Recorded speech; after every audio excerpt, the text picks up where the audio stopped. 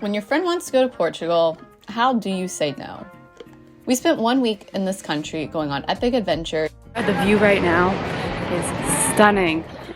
We just sprinted up those stairs. You can see it is easily one of the prettiest places I've ever been. Eating tons of good food. Actually warmed up to it quite a bit and I really like it now. This is the best one yet. And exploring from one corner of the country all the way to the other. But what exactly did we do, and how do you plan your own trip? This is where I step in.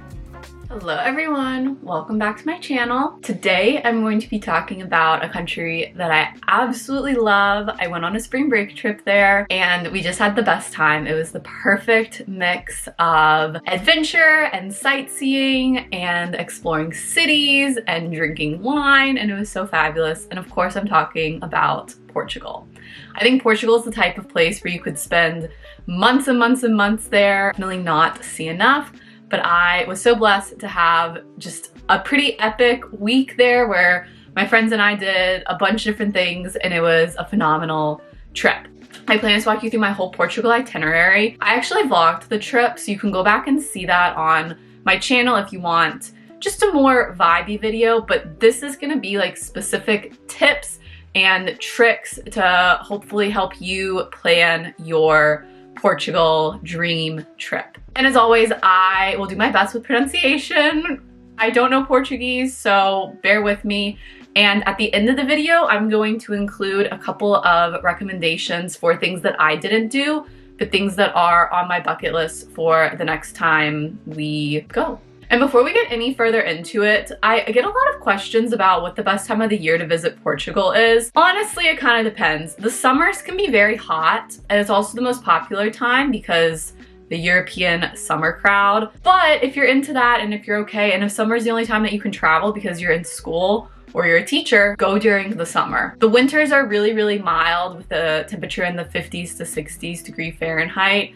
I went in the spring, I went in April, and it was a wonderful month to go. So I think probably like September, once everyone's gone back to school, or May, before everyone gets out to school, would be kind of ideal for maximizing warmer temperatures, but also not having a ton of crowds. But I think personally, Portugal is the type of place where you could go during every season. I think there's things that appeal about it for every single trip. Okay, your first day you're gonna fly into Portugal. Most flights out of the US land in Lisbon. So if you want a direct flight, definitely look into the ones in Lisbon. If you're okay with the layover, they go pretty much all around Portugal.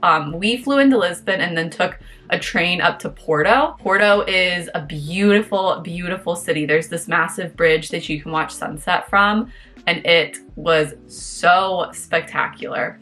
But you're gonna start your trip in Porto, and there's a lot of different things that you can do in Porto. There's a Harry Potter bookstore, there's strolling the streets.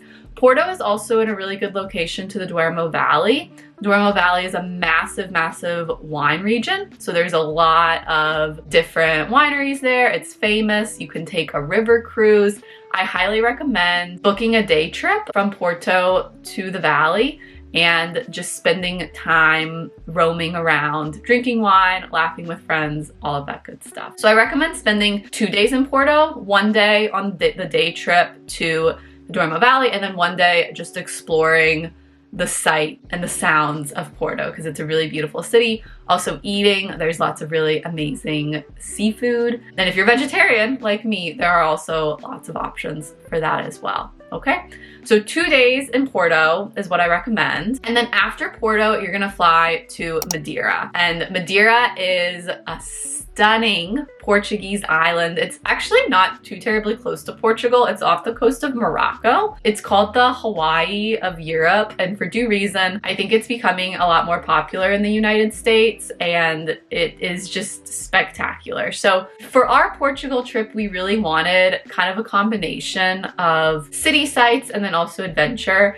and going to Madeira really basically fulfilled that. It was just the perfect addition to our trip, and it was probably the highlight of our trip. I have a whole video about what we got up and into while we were in Madeira, but I recommend 2.5 days in Madeira. So hopefully you can take an early morning flight from one of the mainland Portugal cities and get to Madeira like midday. I would recommend spending the afternoon exploring the area. Funchal is the main city in Madeira. It's a lot bigger than I thought it would be. It's a pretty big city, but there's a cable car that you can take all the way up to the top of one of the mountains. There's a beautiful botanical garden. There's also like some cute hikes you can do up at the top of the mountain. So I recommend spending a half a day or so when you first get there, just getting your bearings and getting your feet under you and just getting oriented. And then you're gonna have 2 days of really hitting the ground running. So your first full day in Madeira, I would recommend taking a Jeep tour. The roads in Madeira are not good. I don't recommend trying to drive around by yourself. Just hire a local tour guide.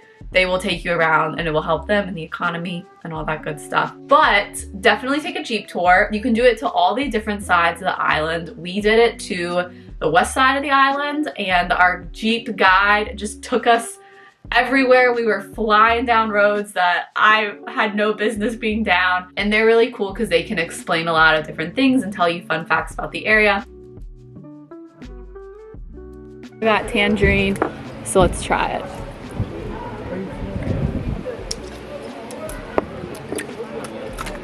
Oh, wow. Can I try yours? It's strong. He drove us around everywhere. It was an all-day thing, 100,000,000% worth it. Definitely look at some of those itineraries that they have. They're all great. They all tend to go to the same spot. So highly, highly recommend for your first day in Madeira. For your second day in Madeira, I really, really recommend going on an epic hike. There are so many you can choose from in the region. My personal favorite, and I'm gonna butcher the name, I've practiced, but I still will probably not say it right. It's the Pico de Ariaro to Pico Ruvio. Sorry if I mispronounced that. I'll put the name at the bottom. Part of it is closed right now, so hopefully it doesn't stay closed for too much longer. But basically the way it works is you get a guide to kind of shuttle you up to the top of the mountain for sunrise. So you see sunrise. There's usually a cloud inversion. It is legitimately some of the prettiest views I've ever seen in my life. And then you're basically hiking along the ridgeline for like 5 or 6 miles. So there's not a ton of big or low elevation change. It stays pretty level and you get to the top of the other mountain. So you're basically along the ridgeline the whole time. We're gonna go back down that way to the parking lot. And then you go down and the shuttle driver picks you up at the other mountain. And this is just a spectacular hike. I'm a big hiker and this hike is actually my favorite hike that I've ever done. It's #1. We just had great weather and it's not too challenging. It's fun. There's like steps and tunnels to go through and it's about 5 miles. If I had life to do over again or whenever I go back to Madeira, I want to not get a shuttle and actually just hike the 5 miles out and then hike the 5 miles back because it's so spectacular. And I recommend going for sunrise because it's very cool. I recommend packing layers because it gets very cold and then very hot.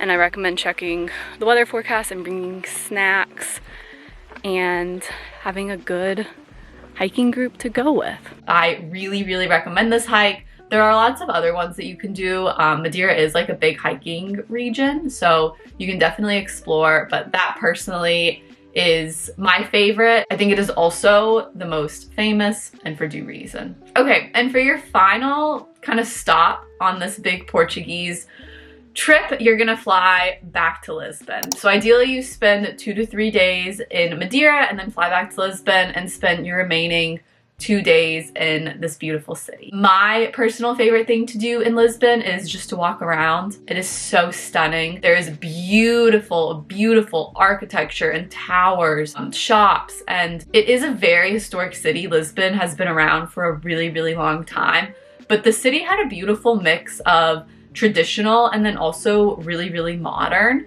You can see how the water interweaves so well through the city. I just loved it. I think Lisbon is the type of place where I could actually see myself living, which is obviously really exciting and cool.